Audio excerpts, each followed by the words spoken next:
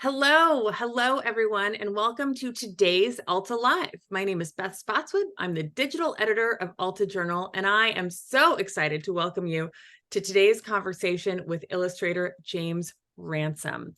We're going to talk with James about a number of exciting things. In fact, this year he was awarded the 2023 Children's Literature Legacy Award, which is his body of work is absolutely extraordinary. Were I to go over his entire bio, we would take up the entirety of Alta Live. I do want to hit on a few things, a few kind of special pieces of his work. The Children's Book Council named James one of the 75 authors and illustrators everyone should know. I'm so glad you're here. In case you don't know him already, you will now. He's currently a member of the Society of Illustrators, and he has received the Coretta Scott King Award, the Ibby Honor Award, the ALA Notable Children's Book.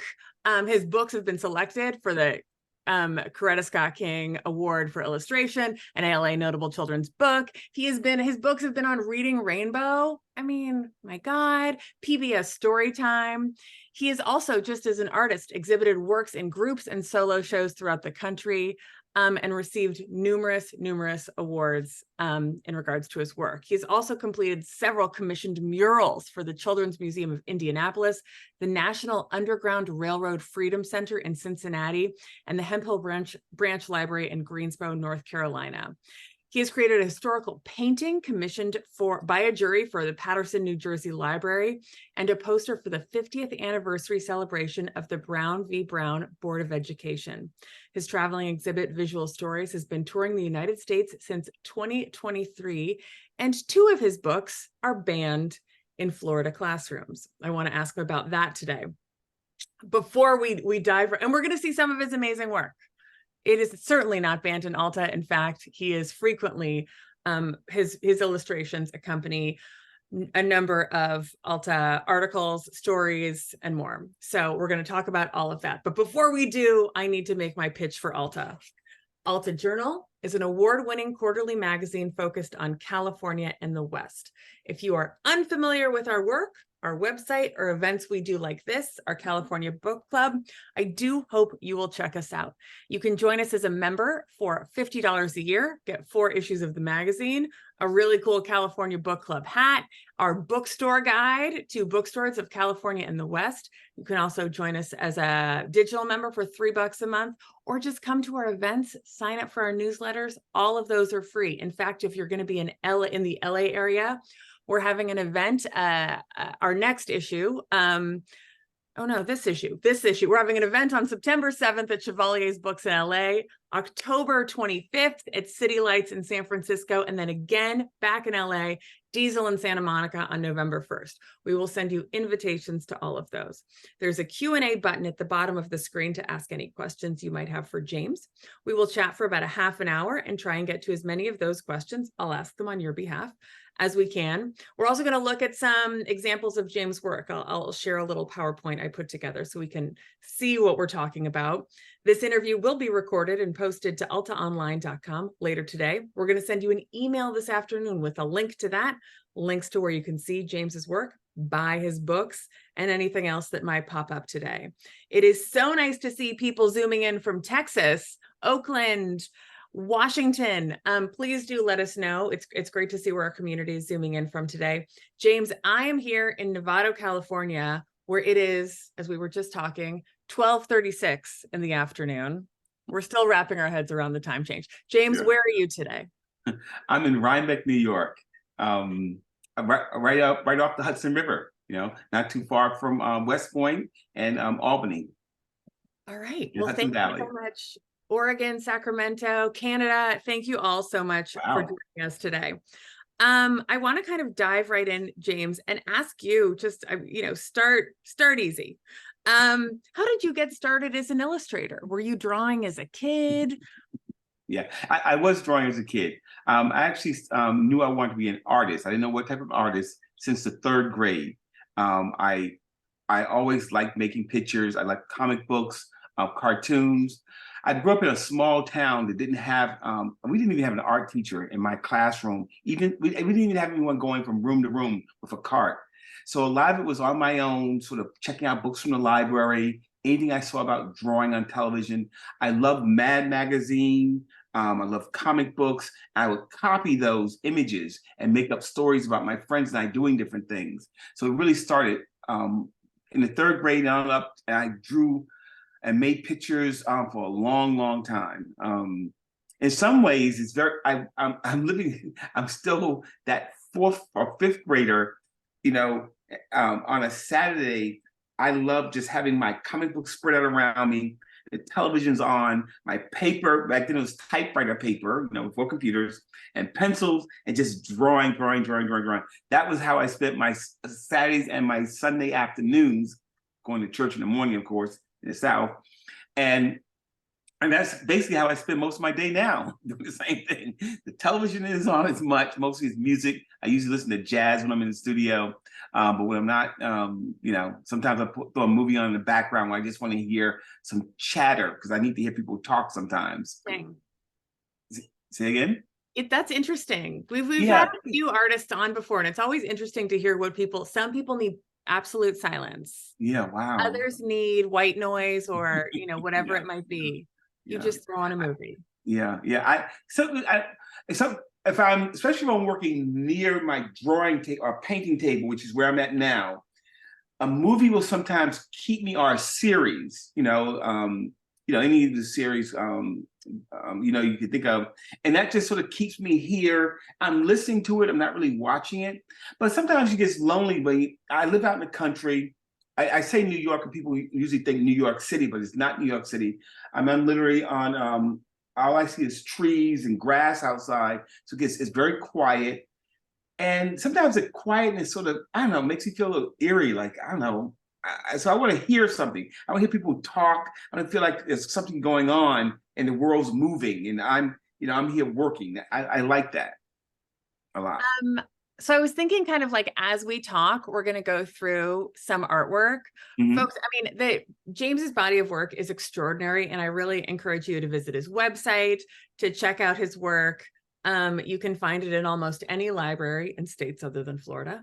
But I do kind of, as we talk, you are a visual artist, and I think it'll be fun and kind of interesting for everyone to see some examples of your work. And so let's dive right in.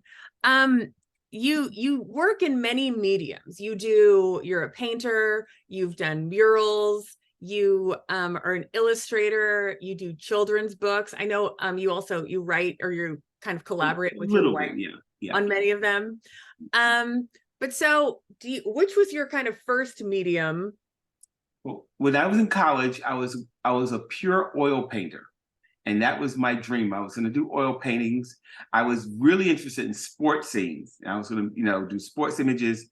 And I just assumed that I wouldn't have a robust career. I would be times where I wouldn't be working a lot. And so I would take those paintings I did in oils, I would put them in galleries and try to sell them. It didn't work out the way I wanted. I got really busy, really fast out of school.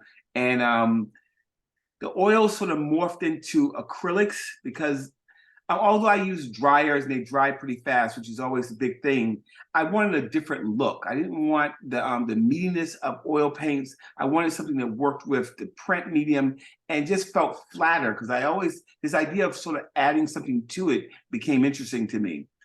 And then I sort of moved from acrylics to watercolors. And then I started collaging and doing acrylics and collaging and doing watercolors. But sometimes, I just get, I want to challenge myself. So I've done books. I've done a book in pastels.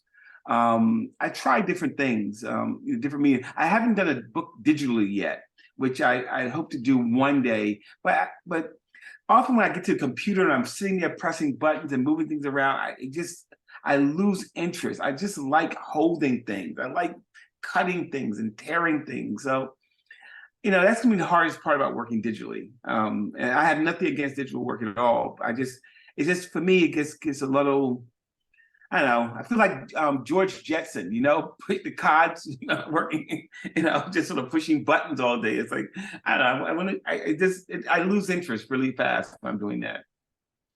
There's so much expression in your work. I will admit that as I was, we'll talk a bit about Uncle Judd's Barbershop and Oh, Before She Was Harriet, which are the two books that are banned in Florida schools, both of which made me cry, for good reasons.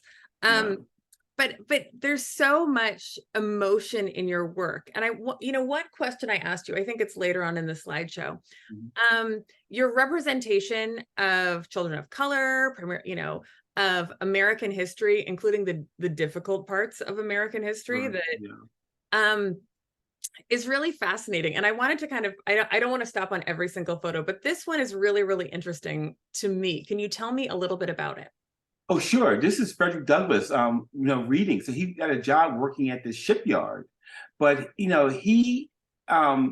had any formal education. So he basically tricked kids who were going to school to teach him things about how to read, and he would make trades and make bets with them to sort of, what does the A sound like, and how does this, and sentence structure and things like that. So once he learns how to read, then he had to hide this, and he's in the I think the Tidewater area at this time. I hope I got that right. Maybe and he's sneaking because so that he's supposed to be working on this ship, which you can see behind him, other people with almost same sort of uniform with white shirts, dark pants, but he is on the top of these boxes that are stacked up to be loaded onto a ship going someplace, and that's where he is also. His imagination is in this paper, reading about different things, and we see these two men who are walking by who are probably owners of the ships or some upper management, and they're not aware that what he's doing because he's above them. So that's basically what the piece is about. You know, these compositions, I work really hard to try to get in what I want to say visually, which is hopefully I'm adding to what the writer has written. I don't try to be literal, and they say someone's crossing the street, just have someone crossing the street. I want to, I want to add something to it. I always say it's like the writing is the ice cream, vanilla ice cream. I'm putting the cherries and the caramel or whatever you sort of like on top of it, and that's what I try to do. It's extraordinary. Thank Um, you. some of these you do both children's books, you do illustrations. Again, I've grabbed a number of these from James's Sure. website Yeah. Yeah. that are so interesting in terms of the different mediums you work with. What is it like as an artist who does paintings, acrylic or oil or collage or whatever? Then I forgive me, correct me if I'm wrong, but you're best known for your children's book series. This is Yeah. Game Changers, the story of Venus and Serena Williams. Yeah. How is it different, if at all, illustrating for children? Well, you have to be you want to subject some things you don't want to paint or reveal. You just sort of want to make sure you keep the images in a place where kids can understand them and not too sophisticated. And sophisticated is probably not the right word. You just want to make sure it's kid friendly. But beyond that, I just have a lot of fun with them. I do try to push my sophistication of what I'm showing kids. Early on, when I first started illustrating for children, I used to say that I want a child to open up one of my books, and then if they go to a museum, they can see a painting on the wall and feel very comfortable with it because they feel like they've seen something similar to that when they were younger. I don't really say that much anymore, but that's kind of same idea. And this picture that we're showing here, this is actually a combination of oil paints, which is the flesh, and collage. And so I painted these two pieces separately, and I cut them out, and I glued them down onto that paper, and then I added in the beads separately. So there's actually three different layers.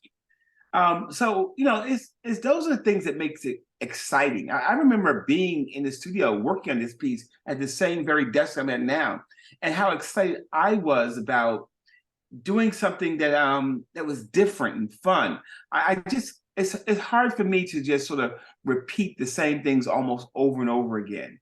And at this point, I've done 73 books. And sometimes, you get people sitting around a table in one book, and the next book, and the next book. There's these scenes where they're just chatting. So for me, I have to find a different way to show people just chatting, So I try different viewpoints. I try all sorts of things to make it visually interesting. I wanted to, it seems, I thought this was, I love Christmas books, and my son loves any kind of holiday books. But Visiting Day, I wanted to mention, because in addition to, we're going to get to Uncle Judd's Barbershop and Before She Was Harriet, but Visiting Day is the story of a girl who is visiting her father in prison. Yeah. And one of the, in some of your books, it seems like you deal in a really, if I may say, beautiful, positive way with the difficult realities of some children's lives. Yeah. Can you talk a little bit about that? Sure, Beth.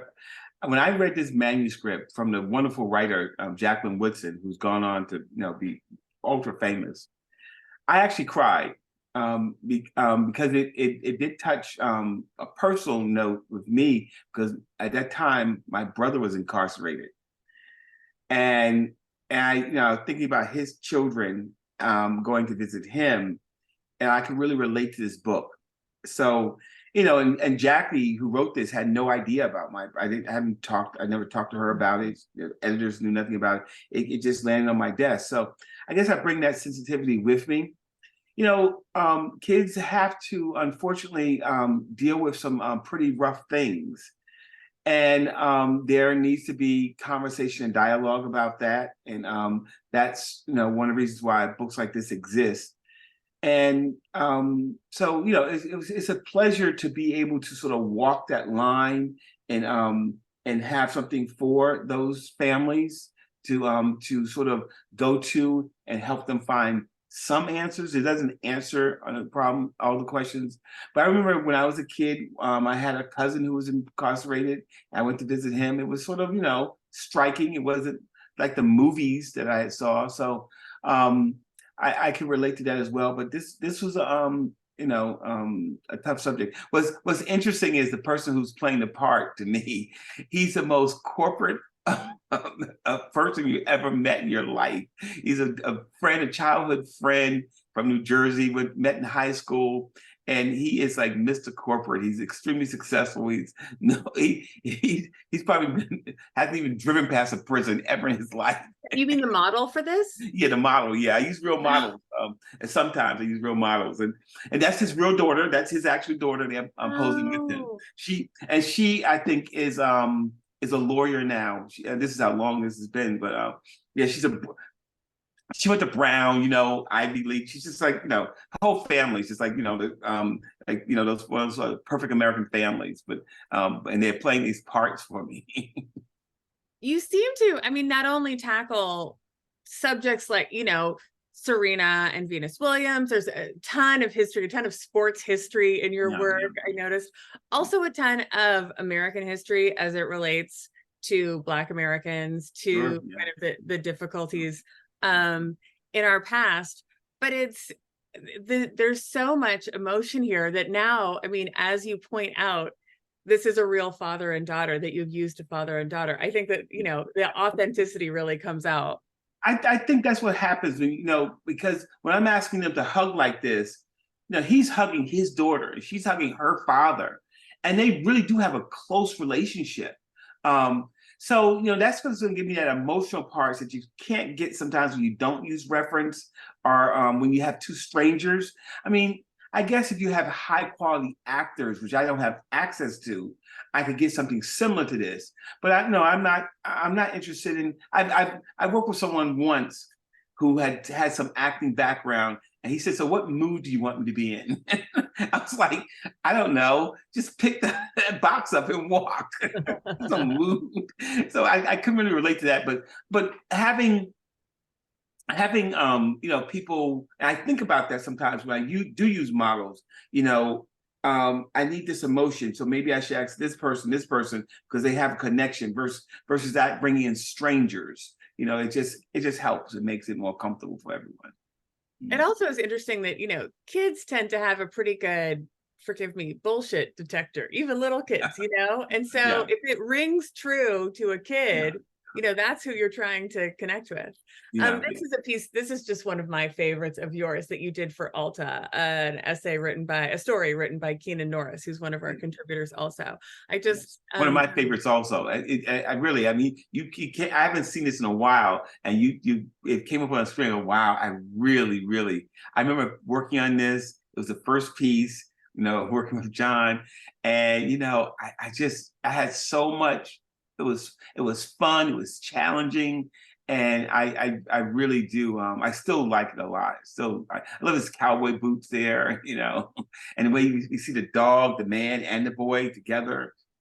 Yeah, nice. this is another one you did, a piece Linnell George wrote. I also love the way that you capture women. This is Oh, this is thank you. from Thank you. a this, I will say, I know that you like the One Coyote one. This is my favorite that you've done for Alta. Thank you. A story by Susan Straight. We will, by the way, folks, send you links to these online later this afternoon. I'm going to stop sharing and just kind of dive into you because I want to know. Let's see. Here we go. Can you tell me about when your two books, when Florida announced that they were going to ban these books, and I will point out that the James's books are very wonderful, very readily accessible, enjoyable children's books, as have been featured on Reading Rainbow, which I regard as just the pinnacle of children's book success. As a child of the 80s myself. Florida has banned over 100 books, two of which, if I'm not mistaken, James, of yours are on that list. They are Uncle Jed's Barbershop, Yeah. and Before She Was Harriet, both of which won the Coretta Scott King Award, celebrating peace, nonviolent social change, and brotherhood. These John Gecky, who James mentioned earlier, in protest to Florida, bought everyone with a kid he knows both of these books, including me. Wow, John, thank you. Thank So you. my 4-year-old has read these and is perfectly fine. And I'm curious how you feel about that. Did you get a heads up? First of I all, didn't get a heads up. Someone sent me an email telling me they saw it was on the ban list, and you're just shocked. I mean, I'm completely shocked. We're talking about Uncle Jed's Barbershop. This is a book. It's probably my fourth or third book that I illustrated. It's literally a story about a man who wants to open up a barbershop, and that's his dream. So he saves his money, and the girl gets sick, and she has to go get an operation at it's a segregated waiting room, but she has the operation, it gets better. Then he continues to save his money. Again, the banks fold because the Great Depression starts, and he has to start all over again. And finally, after years and years of saving, he opens his barbershop. But now he's elderly now, and he passes away soon after. But his dream came through. What in that is harming anyone? I just don't get it. I mean, is it the segregated waiting room? Which, by the way, in North Carolina, when I was a kid, I participated in. There was no sign saying it was segregated, but my grandmother she would take me to the doctor. We sat in one room, and then there was a doorway, and across was another waiting room. And it wasn't until I got older I go, wait a minute, that was a segregated waiting room. Because I wonder why were they over there. I forget what my grandmother told me, but it was just sort of no, it was just tradition at that point.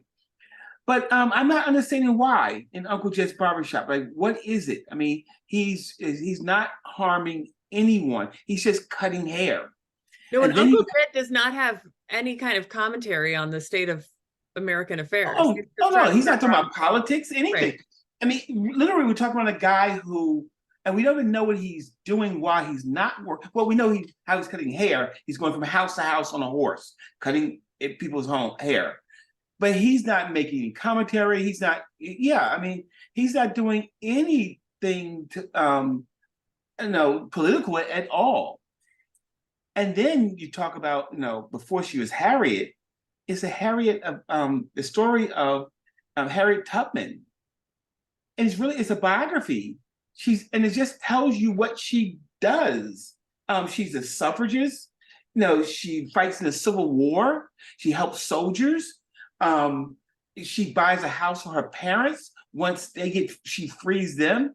I mean, again, there's nothing political. There's nothing. There's nothing undisputed. Exactly. Yeah. I mean, and it's all the history. This thing. She led a regiment into the South to free this region. Extraordinary images. I just want to share them. Maybe because she worked with the Union and she helped. She fought against slavery. We're in the Union now. Exactly. That's what it's just so I first I laugh and I think it's wow, what's going on here? I mean, I would love to sit down with the person who said, okay, this book is bad, and go, okay, tell me why. So I guess hearing about Harriet is not good for kids to know about Harriet's biography. But that's literally all it is. And I just want to bring home that, in terms of the text here, the text is beautifully written by your wife. Yes, yeah. But it's almost poetry. It's very simple. It's very direct. It's certainly not challenging. It wasn't challenging to my 4-year-old. Have you noticed any, now that you're kind of on this list of being banned, has there been any response? Have you experienced any response, positive or negative? I haven't gotten any letters from anyone saying, I'm happy your book was banned because you did this or your book is doing this. Nothing. My wife is she's boycotting Florida, of course. The sad thing is I'm a Miami Dolphin fan, and so I'm like caught in the middle here. It's politics, it's driving me crazy. I love palm trees and blue water, but thank God California has tons of it, right? So well, hopefully we don't ban anything soon. Thank you. Yeah. I want to dive into some questions from our audience. Beth Brand asks, your work is magnificent. Do you scan your own artwork for publications, or do you send the original artwork and have the publications scan and color correct? The only place that I scan work for is Alta. That's the only place. I send the original artwork in for all the books. It's usually too large for my scanner, and I wouldn't want to piece things together. But I'm still old-fashioned. I go to UPS or FedEx, and I ship the work to them, and then it comes back to me. Do you get to approve color correcting? They do, yeah, they do. But it's a year later, and the artwork is in their hands, so I'm like, it looks good to me.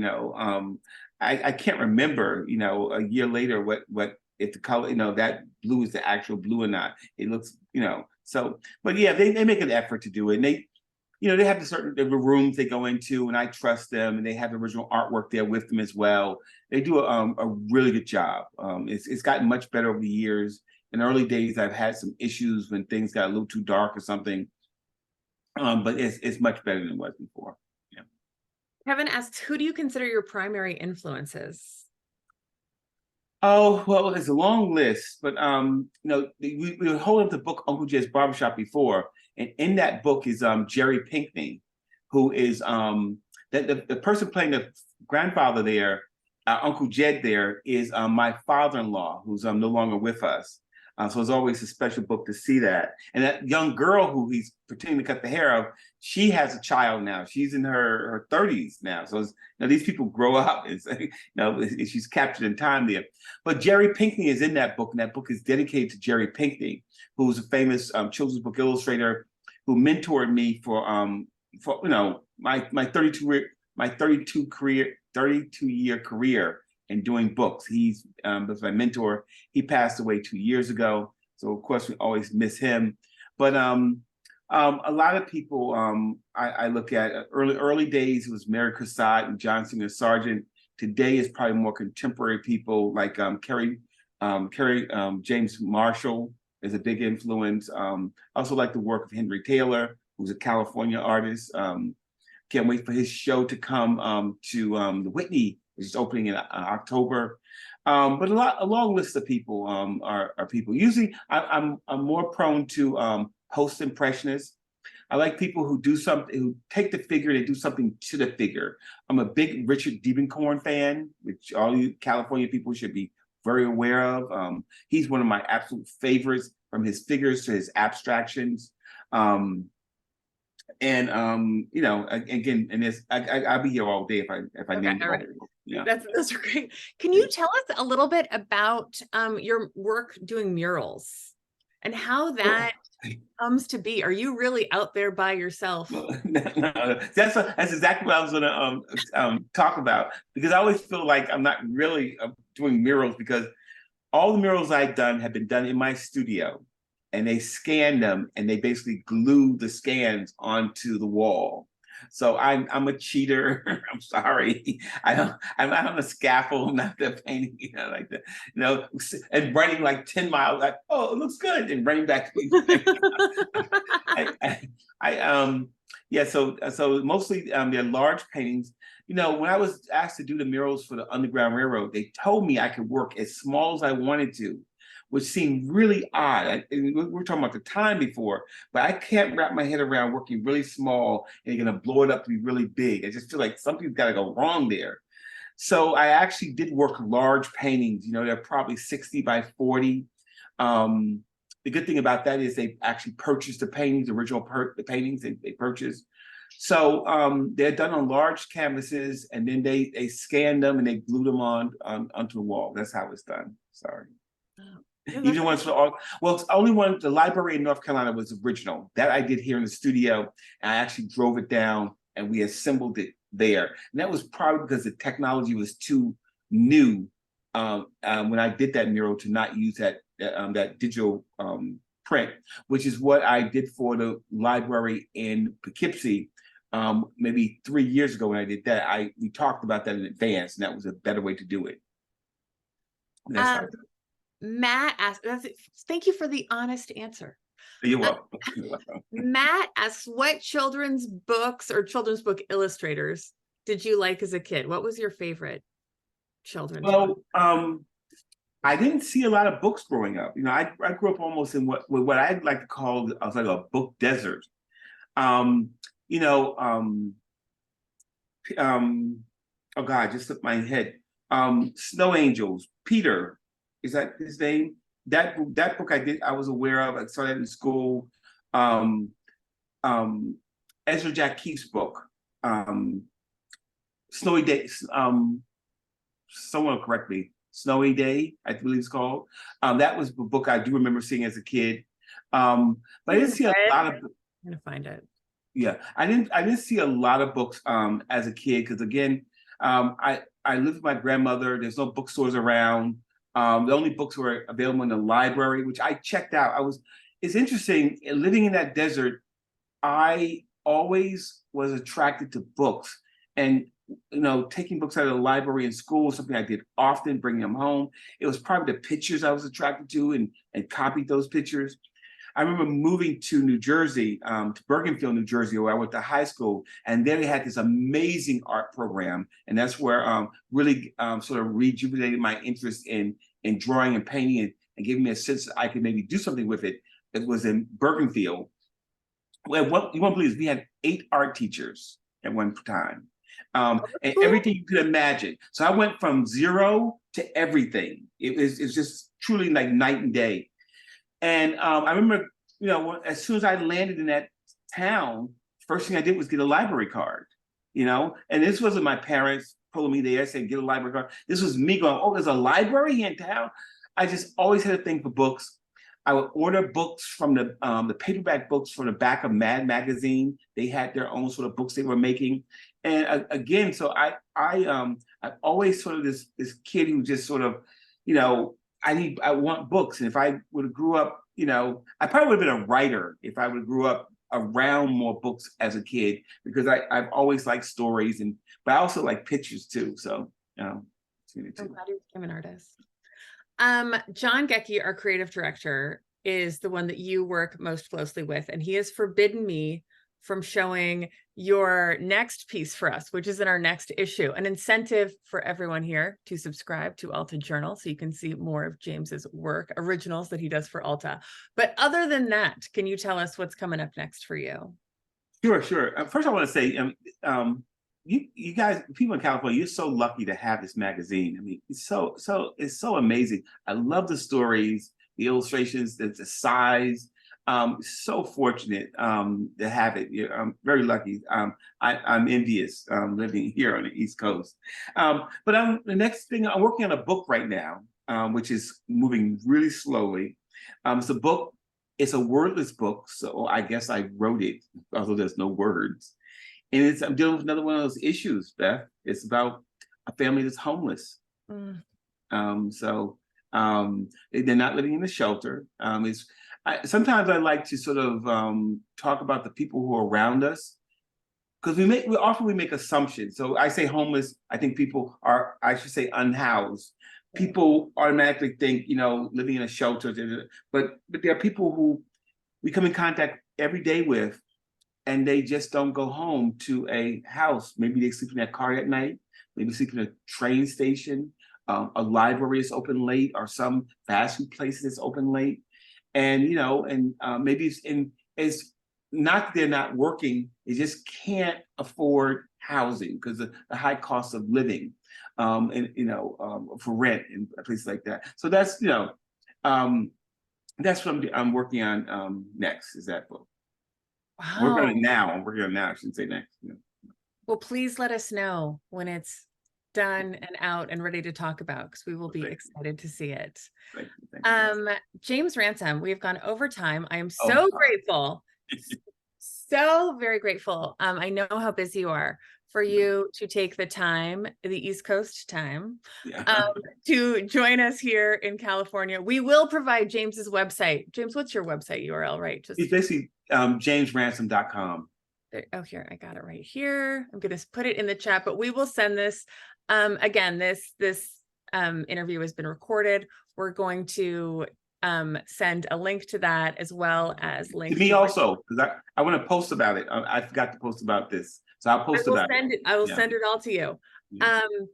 Links to where you can buy James's work, see his work in Alta, and an invitation to our upcoming live events, as well as next week. We're going to take a 180 from this, and we're going to defend the Oakland Coliseum, the much maligned Oakland Coliseum, home not for much longer of the Oakland A's.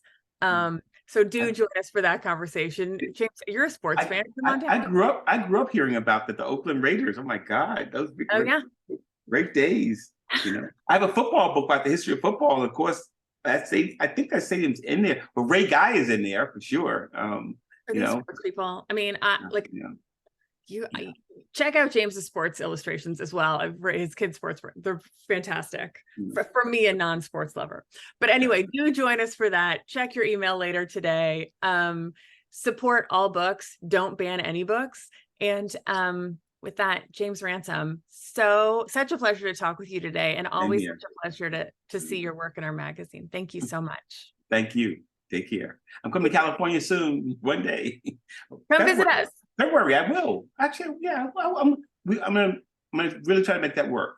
I will be out in February. San Francisco. We'll take you out to dinner. Oh, sounds great. Sounds wonderful. Take care. Take care, everyone. Bye.